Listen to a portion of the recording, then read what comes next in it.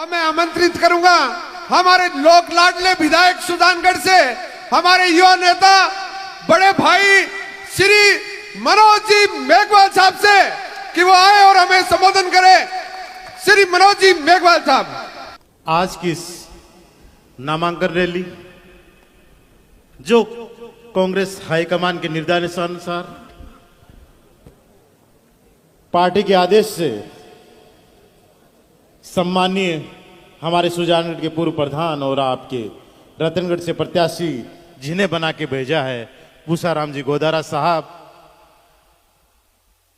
हमारे पूर्व जिला प्रमुख और वर्तमान में जिन्हें हाल ही में देवस्थान बोर्ड का चेयरमैन बनाया है सम्मानीय भंवरलाल जी पुजारी साहब, हमारे जिला कांग्रेस कमेटी के अध्यक्ष इंद्रराज जी खीचड़ साहब,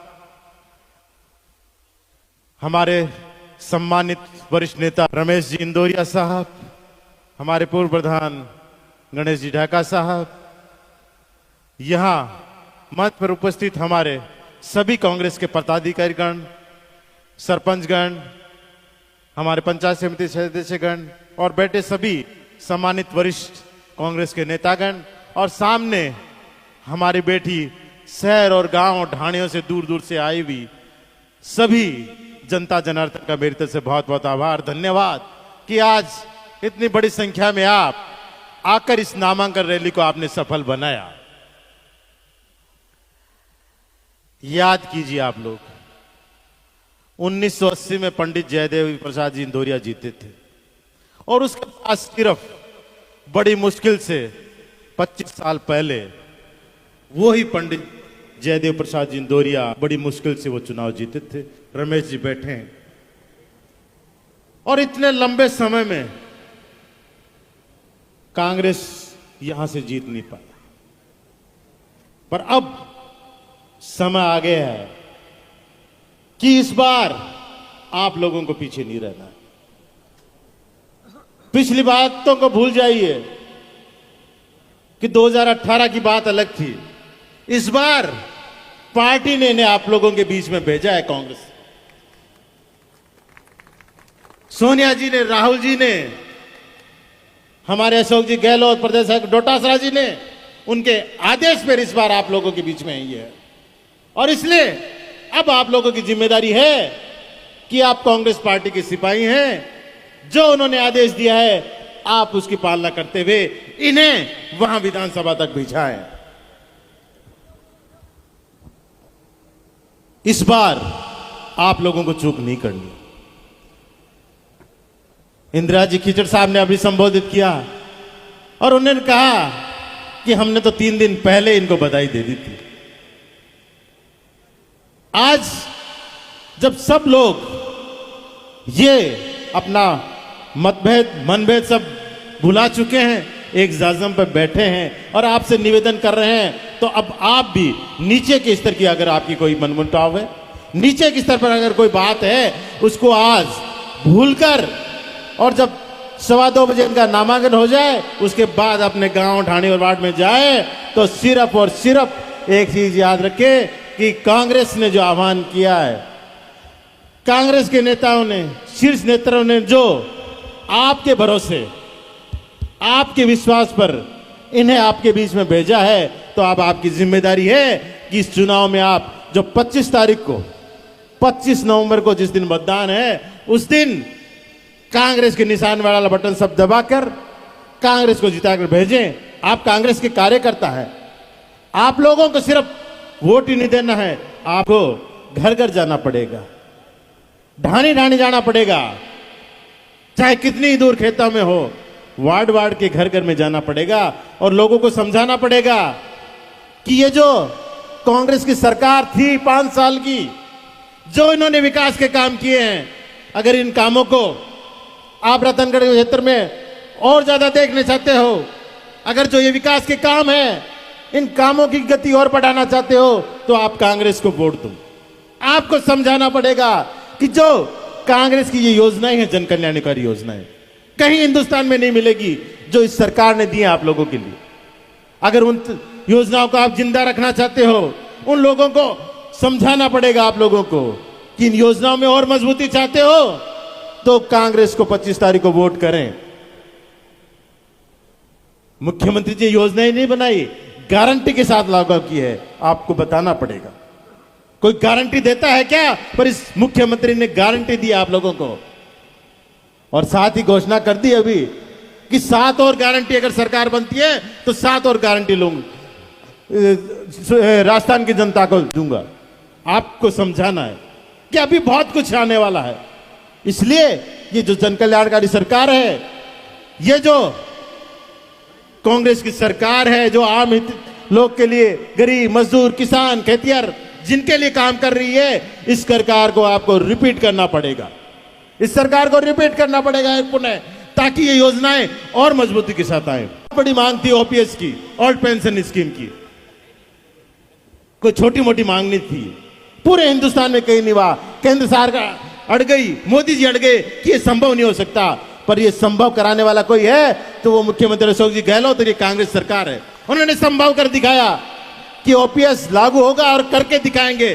केंद्र सरकार रोड़ा अटका रही है, पर कर्मचारियों ने ठान लिया तो आपको भी बात पहुंचानी है, इस सरकार को रिपीट करना है, वरना ये कुछ भी कर सकते हैं। आज संविदा कर्मचारियों की बहुत बड़ी समस्या थी, जो लाखों संविदा पर लगे हुए हैं, उसका सोल्यूशन माननीय मुख्यमंत्री जी ने किया। जैसा पूर्व वक्ता बताए थे, ये योजनाएं, अरे 5 साल पहले 250 रुपए पेंशन मिला करती थी, सिर्फ 250 रुपए। पहली कैबिनेट की मीटिंग हुई थी, उसमें आपको याद होगा मेरे पिताजी उस समय उस कैबिनेट का हिस्सा थे, स्वर्गीय मास्टर भंवरलाल जी मेघवाल, और संयोग से वो उसी विभाग के मंत्री थे, सामाजिक न्याय अधिकारी विभाग, जिसके अंतर्गत ये काम होता है। पहली मीटिंग में उन्होंने प्रस्ताव रखा कि 250 रुपए से कुछ नहीं होता, मुख्यमंत्री जी आप इसको बढ़ाओ। उन्होंने पहली मीटिंग में फैसला कर दिया कि न मैं किसानों की बिजली बढ़ाऊंगा, और बढ़ाऊंगा तो इनकी पहली मीटिंग में उन्होंने 250 से 500 रुपए कर दी थी। और उस पेंशन को माननीय मुख्यमंत्री जी ने अभी पिछले बजट में 1000 रुपए कर दी, चाहे कोई भी हो, चाहे महिला हो, चाहे बुजुर्ग हो। और साथ ही कह दिया, गारंटी दे दी कि अगले साल अपने आप बढ़वा दूंगा। तो ये वो योजना है जो आप लोगों को समझानी है। अगर ये सत्ता में आ गए दूसरे बीजेपी वाले, तो इन योजनाओं को चलने नहीं देंगे। इन योजनाओं को ऐसे ही चलाना, ऐसे ही मजबूती से लाना है तो कांग्रेस की सरकार लानी है। बाकी पूर्व वक्ताओं ने बात बहुत कर दी, समय कम है, 2 बजे बाद नामांकन होना है, रैली के रूप में चलना है, इसलिए लंबी चौड़ी अब बात नहीं करते हुए काम और पत्ते की बात एक ही है, सीधी सी एक ही बात है कि अपनी 6 की 6 विधानसभा ये आप लोगों को जितानी है, राज बनाना है तो 6 की 6 जितानी है, और 6 की 6 में रतनगढ़ भी शामिल है। ये वास्ते अब क्या 1 नंबर पर रहनी चीजें, आप पीछे नहीं रहे। तो 25 तारीख ने पूसाराम जी गोदारा जगह ना अपना प्रत्याशी बना हाईकमान भेज दिया। ये वास्ते अब का अपने सोचने की जरूरत कौन नहीं। पिछली बार तो हो सके कथा के मन में आ गई भाई, पार्टी का बंदेड़ा लोग हुए, पार्टी के साथ शुरू, पर ये बार तो कुछ भी को नहीं। सिर्फ और सिर्फ एक चीज है कि पार्टी का निर्देश, पूसाराम जी गोदारा कांग्रेस के प्रत्याशी, अपना काम 25 तारीख को हाथ के निशान और बटन दबाकर इनको विधानसभा में भेजना, तब 6 की 6 पूर्ति होगी। और वो तब होगी कि जब सुजानगढ़ में मदद कर सो बाकी जगह। और मेरा तो विशेष तौर से आग्रह आप लोगों पे बनता है कि कम से कम आधी सुजानगढ़ आप लोगों में है। 16 पंचायतें, नगर पालिका, इसलिए थोड़ा तो हक आप लोगों को बनता है करने का।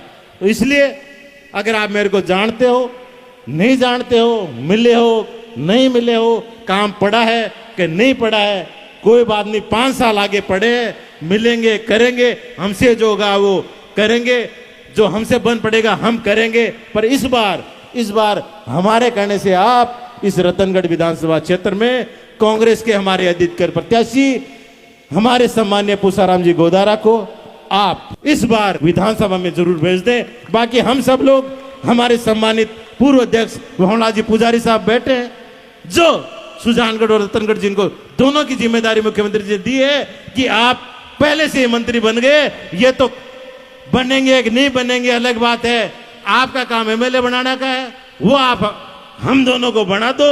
उनको मंत्री मुख्यमंत्री जी ने बना दिया। हमारे खीचड़ साहब जिलाध्यक्ष बैठे, उन्होंने तो साक्षात अपील कर दी कि टिकट बनाने का काम हमने मांग ली, हमारी बात खत्म। हमने तो टिकट मिलने से पहले इनको बधाई दे दी। तो इन्होंने जब एक मन कर लिया है तो आप भी एक मन कर लो। और आप लोगों की किसी की सुजानगढ़ क्षेत्र में जान पहचान हो, जानकारी हो, किसी की वहां कोई दोस्त हो, रिश्तेदारी हो, तो हाथ जोड़ निवेदन है, सागे की सागे माने भी मदद कर दीजिए। आता हूं, विशेष गुजारिश है। बाकी समय कम है, नित बात और थोड़ी और करता, पर अब नामांकन को समय भी ऊपर ले लिए, ये वास्ते सबसे हाथ जोड़ यही निवेदन है। बाकी कोई कई सुनी पुरानी बात है तो माफ कीजिए। सब ने मेरी तरफ से आज के इस कार्यक्रम, सफल कार्यक्रम की बधाई। आप लोग समय निकाल रैली ने सफल बना रहे हो, सभा को सफल बनाया, सभी का मेरी तरफ से बहुत बहुत आभार, बहुत बहुत धन्यवाद। जय हिंद, राम राम।